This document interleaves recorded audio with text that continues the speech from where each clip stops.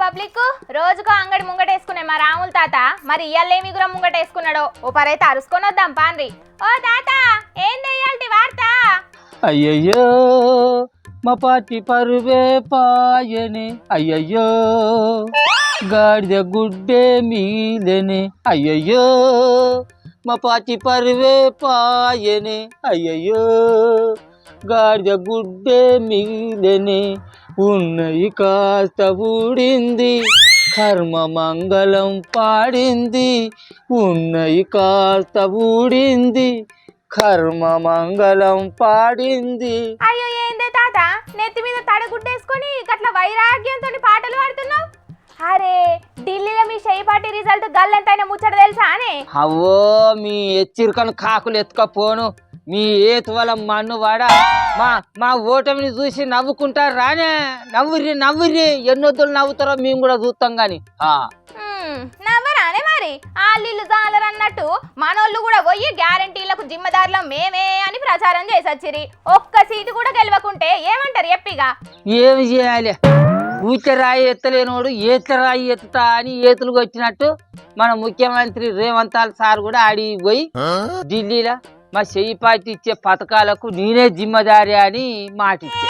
అట్లనన్నా ఒక్క సీట్ అంటే ఒక్క సీట్ అన్న గెలవద్దని మా షెయి పార్టీ ఒక్కటి లేదు రెండు లేదు, గాడి గుడ్డు పోయినాయి అన్ని పోయినాయి. అయినా గా ఢిల్లీలో షెయి పార్టీ ఓడిపోయినంత మాత్రాన నీకేమైందే? నువ్వు గంతగానో రంది పడుతున్నావు? అరే రంది అంటే కాదానే, మా రేవంత్ సారు ఏడికి పోయి ప్రచారం చేసినా అక్కడ మా షెయి పార్టీ గడ్డకు పడతలేదా.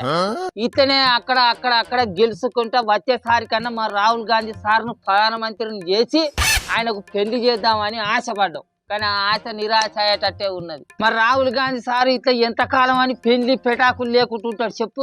అదే మా రంది. ఇంకా దానికి చాలా టైం ఉన్నది కానీ నువ్వైతే నారాజు కాకు, ఊకో ఇక. గుండు సున్నా మాతో పెట్టుకుంటే గుండు సున్నా. వాడిని ఏతో చూస్తానా బుజ్జి ఎట్లా మాడుకుంటా పోతా. అరే ఓ తమ్మి ఇక రారా ఇక రా. అరే ఢిల్లీలో మా షెయి పార్టీకి గుండు సున్న సీట్లు వచ్చినాయని తెలిసే కదా ఇప్పుడు నువ్వు ఇట్లా పాట పాడుకుంటా పోయేది? నిన్ను చూసేవాడు పాడిండే ఏంది పాట వచ్చింది పాడుకుంటాను. నీకు పాట ఎక్కడ వచ్చిందా నీకు?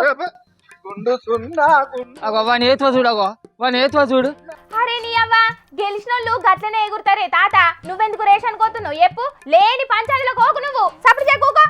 ఊగో కొంచెంగా చేసేదే ఉన్నది కానీ ముంగటున్నది మా షెయి పార్టీకి అసలైన ముసళ్ళ పండుగ అనిపిస్తుంది. కానీ ఆగో ఇంకా ముంగటున్న కట్టకాలమేంది మీ షెయి పార్టీకి? వద్దు ఇక అస్సలకే రానియద్దు. అటు రాహుల్ గాంధీ సార్ను మా రేవంత్ సార్ను ఓట్ల ప్రచారానికి మా ఊళ్ళోకి అస్సలకే రానియద్దు. వాళ్ళు వచ్చి మాకు ప్రచారమే చేసిర్రు అనుకో, మా బతుకు కూడా మంచిగా కలిసినట్టే ఉన్నది కథ. ఆగో ఇప్పుడు ఏమే లక్షలు ఉన్నాయని వాళ్ళిద్దరిని ప్రచారానికి రానియా అంటున్నావు చెప్పు ముసలాడా? అది ఎమ్మెల్యేలు ఎంపీలు ఎత్తన ఓ తీరుగా గడ్డకు పడ్డారు కానీ ఇప్పుడు మా సర్పంచ్ ఎలక్షన్లు ఎంపీటీసీ జెడ్పీటీసీ ఎలక్షన్లు లేవా? అట్లనే మమ్మల్ని కూడా గడ్డకు పడేసినందుకు మా రేవంత్ సారును రాహుల్ గాంధీ సార్ వచ్చి ఊళ్ళల్లో ప్రచారాలు చేసినా చేస్తారు. అందుకే వాళ్ళు మా ఊళ్ళోకి వచ్చి ప్రచారాలు చేసేది ఉంటే మేము కూడా గుండుసున్న అయ్యే పరిస్థితి ఉంటది. వాళ్ళు రావద్దు, మాకు ఊళ్ళల్లో ప్రచారాలు చేయద్దు, మేమే చేసుకుంటాం ఊళ్ళల్లో. వద్దు వద్దు. ఏ ఊకో ముసలాడా, రాహుల్ గాంధీ అన్న రేవంత్ అన్న లేకపోతే తెలంగాణలో షెయి పార్టీ గెలిచేదా చెప్పు? అయినా ఈ రిజల్ట్ ప్రభావం వచ్చే సర్పంచ్ ఎలక్షన్ల మీద పడుతుందో పడదో ఎవరికెరక గానీ మొదలు సర్పంచ్ ఎలక్షన్లు పెట్టాల్సింది పోయి తెలంగాణలో ఎంపీటీసీ జెడ్పీటీసీ ఓట్లను పెడతారట కదనే. అదే కావచ్చు మరి ఎవరికెరక. చిన్నప్పటి సంది చూస్తానా ఎప్పుడైనా కూడా సర్పంచ్ ఎలక్షన్లు పెట్టినాకనే జెడ్పీటీసీ ఎంపీటీసీ ఎలక్షన్లు పెట్టోళ్ళు. మరి ఇప్పుడు ఎందుకు ఎంపీటీసీ జెడ్పీటీసీ ఎలక్షన్లు పెట్టినాకనే సర్పంచ్ ఎలక్షన్లు అంటారో నాకైతే అర్థం అయితే లేదు. ఏదేమైనా లీడర్లు ఎన్ని మాటలు చెప్పినా ఎన్ని తీర్ల గ్యారంటీలు ఇచ్చినా జనాలు ఏం చేయాలనో గదే చేస్తారు అనేటందుకు ఢిల్లీ ఓట్లే ఒక ఉదాహరణ అనేది అర్థం చేసుకుంటే మంచిది. ఈ లీడర్లంతా గట్లా అర్థం చేసుకున్నోళ్ళే అయితే హర్యానా మహారాష్ట్ర ఢిల్లీ ఓట్ల ప్రచారాలకు పోయి మా పార్టీని గింత ఆగం చేద్దురా మనోళ్ళు. అయితే కానీ ఓ పిల్ల నాదొక చిన్న డఫ్ట్ ఉన్నది, అడుగుతా చెప్తా. అడుగు చెప్తా గాని. ఇప్పుడు మా రేవంత్ సారు షెయి పార్టీ మనిషి అన్నట్ట లేకుంటే పువ్వు పార్టీ మనిషి అన్నట్ట? ఆగో షెయి పార్టీలో గెలిచి తెలంగాణ రాష్ట్రానికి ముఖ్యమంత్రి అయిన మనిషిని పట్టుకొని గట్ల అడుగుతున్నావేందే? నీదేమని మనమే తాత? అరే రేవంతాల్ సారు చెయ్యి పార్టీ తరపున ప్రచారం చేసి దగ్గరుండి ఆ పార్టీని ఓడగొట్టించేటట్టు చేసి పువ్వు పార్టీని గెలిపించేటట్టు చేస్తాడు అని అంటాడు ఆపిల్ల కారు పార్టీ కేటీఆర్ సారు. ఏ ప్రతిపక్షంలో ఉన్నోళ్ళు సవాలచ్చ ముచ్చట్లు చెప్పుతారు, గవన్నీ నిజమైతాయా చెప్పు?